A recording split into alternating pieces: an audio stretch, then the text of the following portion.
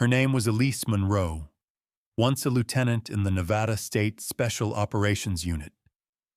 She was charged with murder in the line of duty, arrested, imprisoned, and tried without a single person stepping forward to defend her. No former teammates, no police organization, no private legal counsel.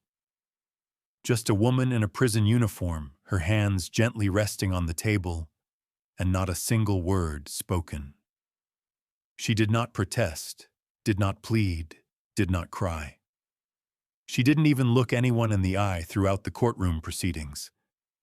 The jury, mostly composed of local civilians, only knew one thing: she had fired first in a high-stakes emergency response that resulted in the death of a teenager.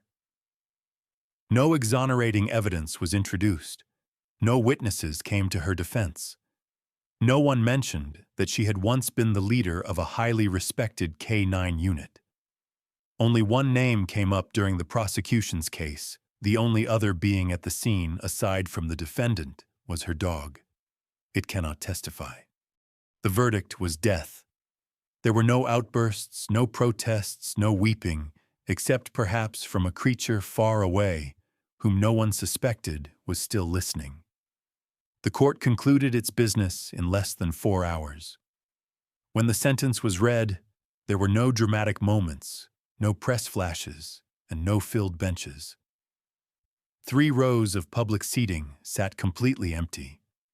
Only a clerk bowed over her notes, and a prison official stood expressionless behind frosted glass. The sentence was death by execution. No date had yet been set, the official reason being a high-risk felony and betrayal of sworn duty. No one protested. Elise didn't either. She simply stared ahead, not with shock or rage or despair, but as if she had already heard this verdict before. When asked if she had anything to say, she nodded once and spoke clearly.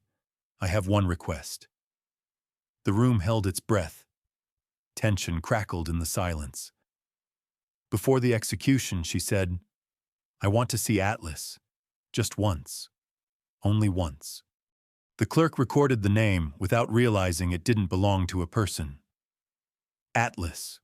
The service dog Elise had once called the only teammate I could ever truly trust. Her request was logged into the system like any other. File number 406, request. Purpose: final contact prior to execution. Subject: K9 Atlas, ID A317. Beneath that, however, was an unusual note: no registered handler. Current whereabouts unknown. Atlas, a German shepherd. Standing 70 centimeters tall, weighing nearly 40 kilograms. He had taken part in 22 special operations. He'd been by Elise's side for 7 years, never away from her for more than 2 days. Until the shooting. After that day, Atlas vanished. He never returned to the training center. Never rejoined the unit. Never received new orders. No missing report was filed. He simply disappeared. The police didn't investigate. The K9 division struck his name from the records. They assumed he had been erased from her life, like a piece of memory no one wished to revisit. But 3 days later, a morning shift guard filed a report. There is a German shepherd standing outside the main gate. Every morning, at exactly 07:15, it doesn't leave. It can't be chased away. It wore no collar, carried no scannable chip, had no identifying paperwork. But the guard wrote clearly, "That dog, it doesn't bark, doesn't flinch, doesn't blink. It just waits." When asked whether they should fire a warning shot or trigger an alert, the shift commander replied, "No need. Because I believe it knows exactly where the one it's waiting for is." Atlas had returned, not by command, not by law, but driven by something humans often forget: loyalty needs no protocol. Checkpoint 3 on the east side of Grantwood Penitentiary is a secondary gate no civilian traffic passes through. On regular days, only the morning guards and a few supply trucks come by around 6 a.m. But on the 3rd day after Elise's trial, A German shepherd began appearing there, standing motionless, in front of the station, eyes fixed on the control gate. No one knew where it came from. No one saw it leave. It didn't growl, didn't wag its tail, didn't perform tricks. It just stared straight at the guard post, waiting for someone to open the door. On the first day, the guard tried to chase it away. On the second day, they attempted a chip scan. No results. On the third day, someone reached a hand out through the wire fence, and the dog sat down. It didn't flinch. It didn't bite. It didn't look away. Not like a stray the guard wrote in his report. Not like a standard trained dog either. More like, it understands the system. The command staff said to leave it be. But from that day on morning shift, guards began arriving earlier. None dared be late. Not out of fear, but because it felt like they were being judged. On Thursday morning, Checkpoint 3's camera feed went dark for 17 minutes. When it came back online, the dog was gone. But on the stone ledge near the door, there was a small piece of an old collar. The scratches were faint, but still readable ATL. No one reported it to Elise. She was in solitary confinement. But perhaps she knew. Because that day, for the first time in 23 days of detention, she smiled. 06:47 a.m., the fax machine in Grantwood's control room began to hum. No one had sent a signal. No one had triggered a print job. But the machine ran anyway, slowly making that rattling sound, like something being transmitted from a place very far away, or long forgotten. The paper slid out blank, except for a single black and white photo slightly blurred.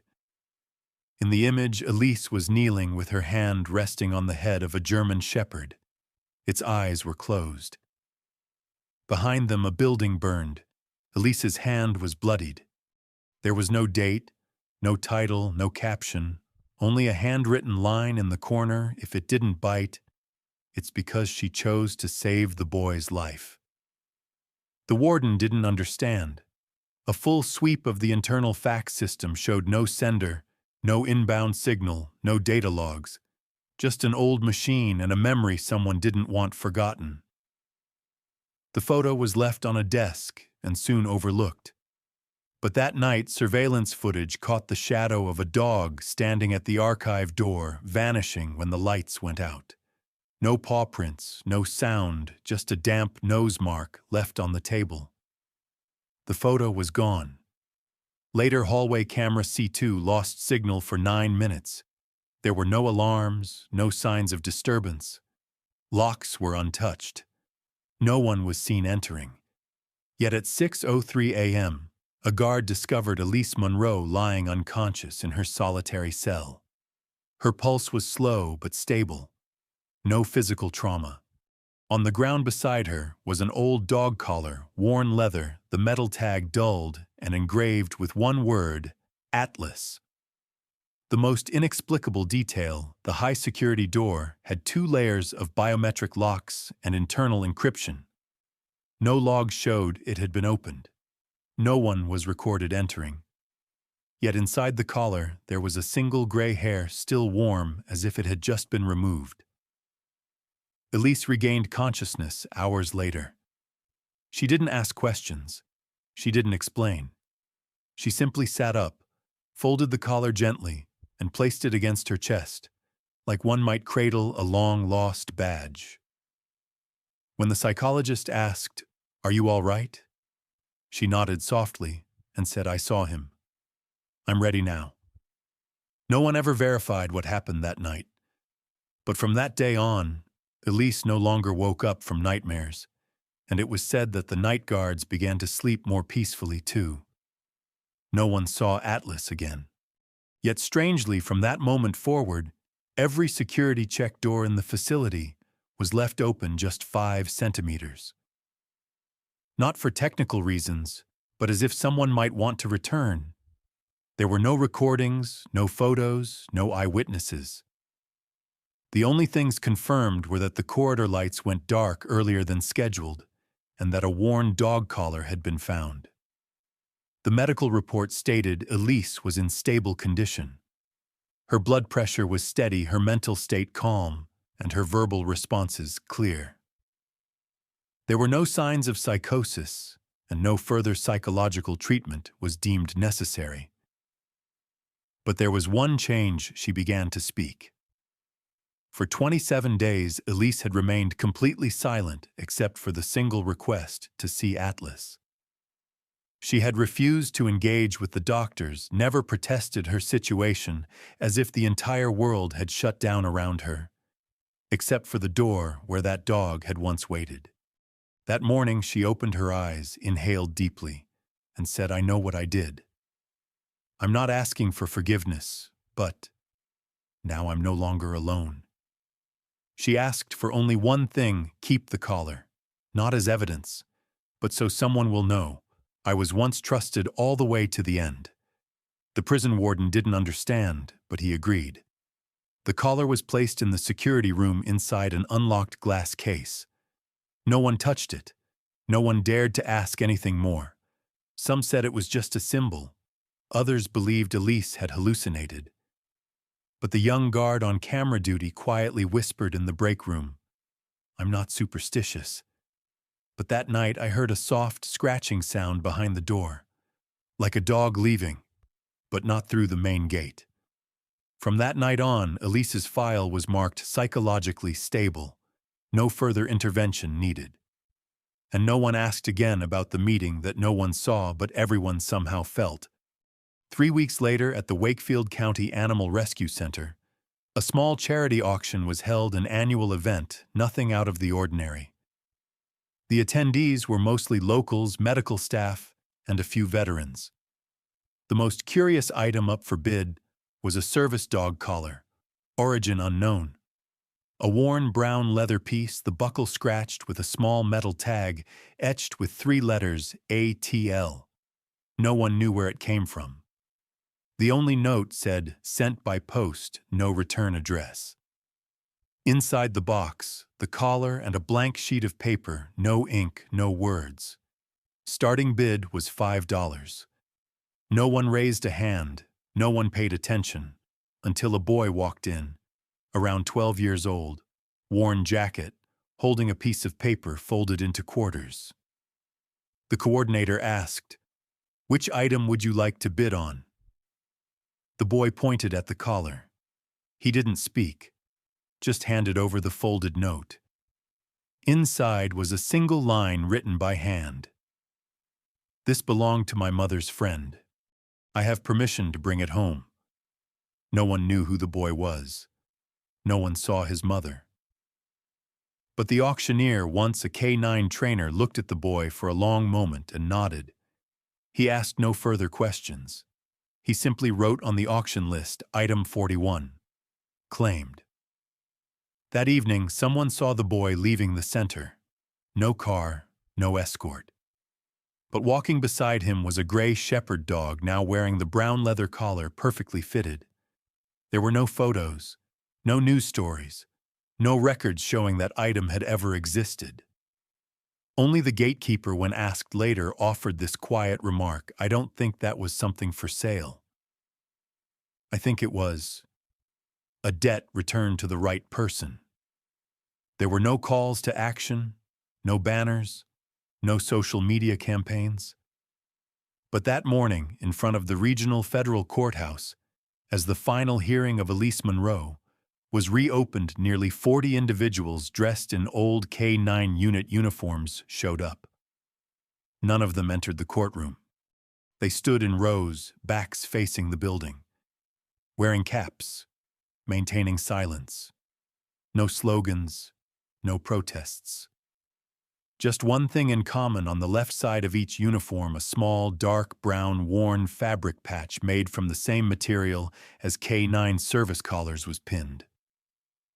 Local police asked them to disperse. They didn't respond, but they also didn't move. An hour later, an older woman, once the commander of the state rescue team, stepped forward and handed a folded letter to the court coordinator. There was no name on the outside, Only a single line: "We do not testify because we are no longer permitted to speak. But no one forbids us from standing still so people can see." The letter was never officially released, but a court staff member took a photo and sent it to an anonymous inbox. The final sentence read, "Elise did not shoot to kill. She stopped because her dog had stopped first. And sometimes a dog stops before humans even understand what that means." That day, the judge postponed the hearing. The official reason: re-examination of unverified humanitarian evidence. No one really knew what that meant. They only knew that for the first time in 9 years, the system recorded more than 30 retired officers all gathered in one place, and they didn't need to say a word. The Grantwood courtroom data storage system was designed to operate automatically, recording every spoken word, storing every response, encrypting every session. No edits, no exceptions. But in the auxiliary recording drive, a technician discovered a strange audio file: no timestamp, no session name, and no match in the court schedule. The file was 2 minutes and 13 seconds long. No visuals, only audio. The quality was poor but audible. It began with the sound of heavy breathing, a woman's voice, trembling, not screaming, but exhausted. "Atlas, stand down, stop. There's a child." Then intermittent barking. Not aggressive, not panicked, more like a warning. Then came a gunshot, followed by silence. And finally, Elise's voice. "He didn't bite. I told him not to. It was me, not him." The recording ended there. No indication of who recorded it. No explanation as to why it had been stored separately outside the legal system's archive. The technician forwarded the clip to the verification department. The reply: not admissible as evidence. Reasons cited included: recording device cannot be identified, temporal context cannot be verified, and does not meet witness corroboration standards. But after that day, one subtle change was made. In the internal records, the note under disputed incident was revised to read: clear hesitation observed from the defendant. Action influenced by K9 unit's response. Humanitarian factor undeniable. No one dared to draw conclusions, but someone somewhere placed that recording where the right ears could find it. Not to win a case, but simply to preserve a piece of the truth. Monday, early morning. The Grantwood prison mailroom received a small wooden box sealed shut. No return address, no postage, no tracking code. Only a handwritten note affixed to the top, to the right place at the right time. Do not open unless you know why it came. The staff scanned the package. No explosives, no electronics. Just a round, faintly metallic object resting in a bed of black velvet. No one wanted to make the call. In the end, the warden ordered the box to be delivered to solitary cell E3, where Elise Monroe awaited execution. She didn't look surprised. She asked no questions. She opened the box, slowly placing it on the table in front of her. Inside was an old insignia, not from the police, not from the FBI. Only a faded inscription: Unit A317, K9 First Response, retired with honor. Below it lay a scrap of fabric, one corner burned with faint claw marks etched into it. Elise stared at it for a long time. Then she closed the lid, pushed the box gently aside, and said, "If he's at peace, then I can be too." The next day, she wrote a short letter by hand. No defense, no appeal for clemency, just one request. "If I am no longer here, please send the wooden box to the last surviving handler of Unit A317, whoever that may be." No one ever found that person. The unit had been disbanded 6 years earlier, but the letter was kept. Clipped to the box, stored in the emergency archive bottom drawer. The key to that drawer, known only by the night shift officer on duty at the end of each watch. Elise Monroe was never reinstated. There was no pardon, no press conference to declare her innocent. Her name remains in the death row records. But at every K-9 training center across the country, when someone mentions Officer A3115, no one asks who that is. They simply say she didn't let her partner take the blame. She chose to die like a human but lived like a loyal dog. In the break room of the Colorado K-9 training post, on an old wooden board among hundreds of photos of service dogs, there is a black and white picture, grainy without caption. Elise sits at Atlas's feet, one hand bandaged, the other resting on his head. Her eyes stare straight into the lens. She's not smiling. She's not crying. Just calm, as if she knew what was coming. Beneath the frame, there's a small metal plaque. Not all heroes need forgiveness, but every partner deserves trust until the very last second. No one keeps the official records of Unit A3117 anymore, but each June, former K-9 trainers still wear a small square of brown leather folded and tucked inside their left breast pocket. Not for show, but so they don't forget. And somewhere during every new recruit orientation, someone still tells the story of a dog that vanished without a trace, and a woman who didn't ask to live only to protect the memory of the one time she wasn't alone. No one removed Elise from the execution list. No one brought Atlas back. There were no uplifting stories on the evening news. But those who once stood beside her, who witnessed how a dog stopped instead of attacking, and how its handler chose to take the bullet instead of retaliating, still remember. Not because she was right, not because she was innocent, but because in the moment when no one made a move, it was an animal who decided what needed to stop. And she accepted the price of that choice. There is no memorial program, no medal, only an old collar, a solitary confinement cell that's been permanently sealed, and a name absent from official records, but never erased from the memory of those who heard the bark that day.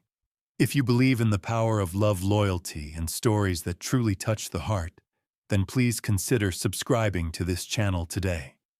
We don't just tell stories, we preserve memories, help heal silent wounds, and remind each of us that there are still things in this world worth waiting for and believing in. Subscribe so you won't miss the next journey, because sometimes a video is not just a series of moving images, it's a place where you might find a part of yourself again in the quiet. Thank you sincerely for listening until the very end.